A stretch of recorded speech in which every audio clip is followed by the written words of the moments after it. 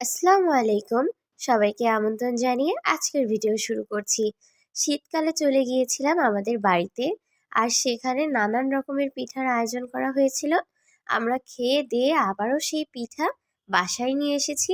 আর কি কি পিঠা এনেছি সেটাই তোমাদের সাথে আজ শেয়ার করতে চলেছি। শুরুতেই এখানে চলে এসেছে ভাপা পিঠা। আমরা আবার খুব মিষ্টি খাই, সেজন্য দেখতেই পাচ্ছ যে একটা পিঠা মিষ্টির জন্য ভেঙে গেছে। গুড় বেশি না হলে আমাদের আবার চলে না।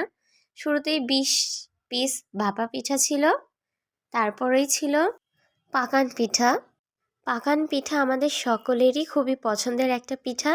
আর এই পিঠা কিন্তু অনেক প্রক্রিয়া করে এই পিঠা বানানো হয়েছে, মানে সংরক্ষণ যাতে হয়, এর মধ্যে অনেক কিছু দিয়ে এই পিঠাগুলো বানিয়েছে। যে আমাদের বাড়ি থেকে এই পিঠাগুলো বানিয়েছে সে বলেছে যে 2-3 মাস সংরক্ষণ করে খেতে পারবে। উনি বলল এতে ডিম, কলা আরও অনেক কিছু মিশিয়েছেন। আর এই পিঠাটা আমরা বেশি খাই বলে তারপরে বাড়িতে যেই এসেছে সেও খেয়েছে পিঠা, সেই জন্য এই পিঠার পরিমাণটা সবচেয়ে বেশি ছিল। তারপরেই ছিল ভাজা পিঠা। ভাজা পিঠাটা আর আমার খুব পছন্দের একটা পিঠা। আর আমরা বাড়িতে গেলে অনেকেই আসে, সেই জন্য বেশি বেশি করেই সব পিঠা বানানো হয়েছে। আবার আমরা কিন্তু নিয়ে এসেছি অনেক বেশি করে। আর সেই সঙ্গে ছিল দুধ চিতই। এর সঙ্গে চিতই পিঠাও ছিল, সেটা খাওয়া হয়ে গেছে বাড়িতেই।